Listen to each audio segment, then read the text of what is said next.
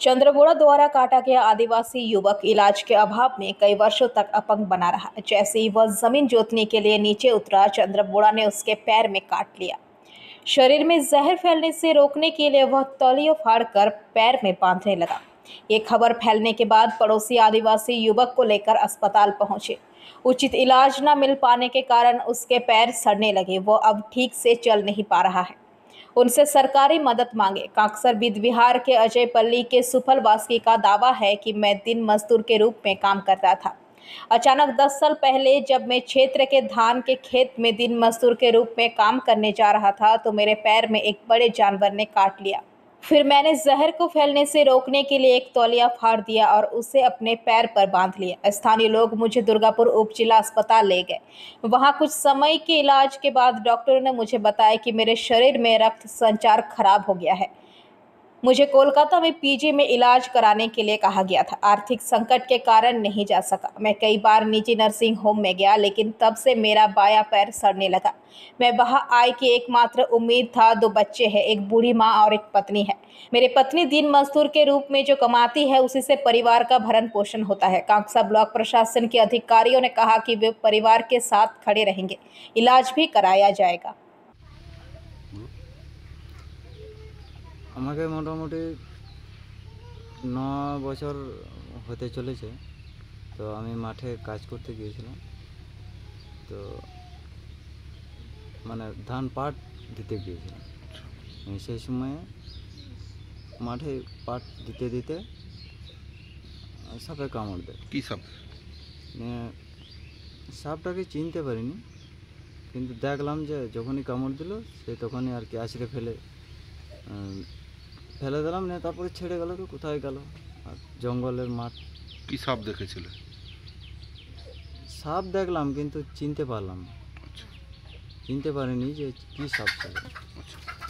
তারপরে সেখান থেকে আমাকে বিধাননগর হসপিটালে ভর্তি করে। তারপরে নিয়ে গেছিলো কোন হাসপাতালে? বিধাননগর হসপিটাল। তার মাঝে কি কোনো ওঝার কাছে গেছিলে?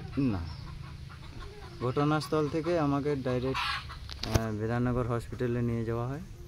সেখানে চিকিৎসা হয়। তারপরে ওইখানে 5 দিন থেকে তারপরে বর্ধমানে ট্রান্সফার করা হয়।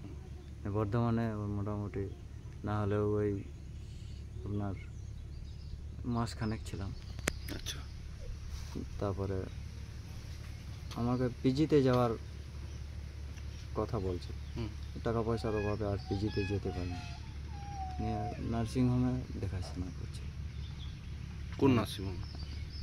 নার্সিংহোম বলতে আপনার কামারপাড়া। আচ্ছা। কামারপাড়া বলে একটা জায়গা আছে, সেখানে। মানে ওইখান থেকে ওই ড্রেসিং ফেসিং চলতো।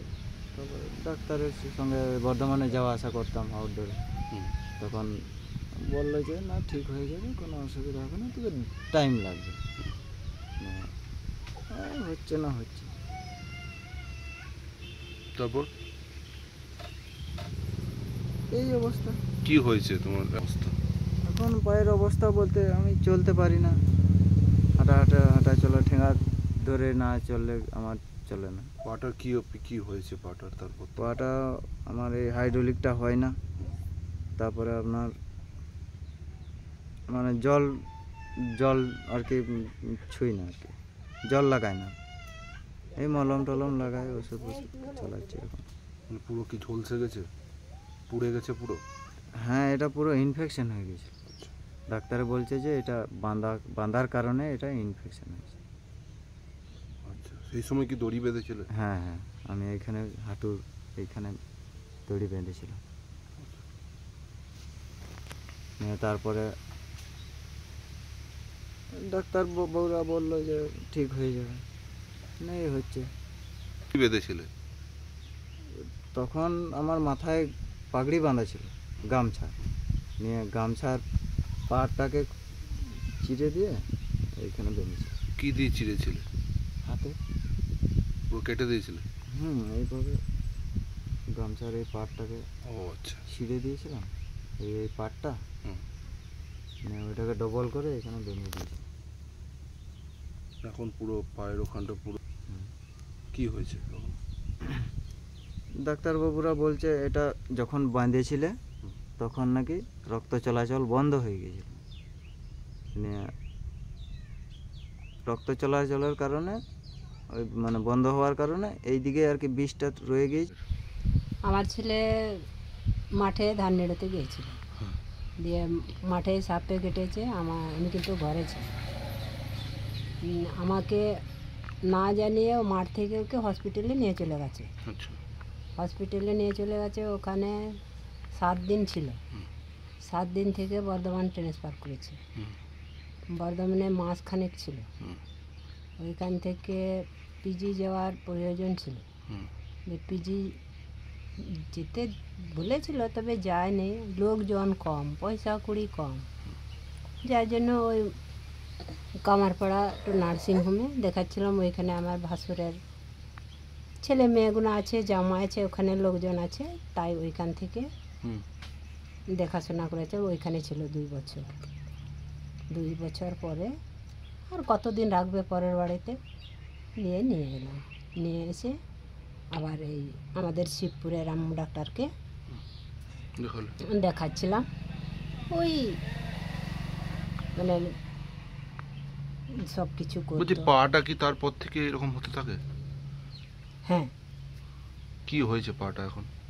ওই যে মাংস যা একবারে খসে পড়ে গেছিলো, তো এটা ছিল না, একবারে পচে গলে পড়ে গেছিল। এটা তো নতুন মাংস গজিয়েছে, তাই। दुर्गापुर से निमाई दास की रिपोर्ट, पीवीटीवी न्यूज।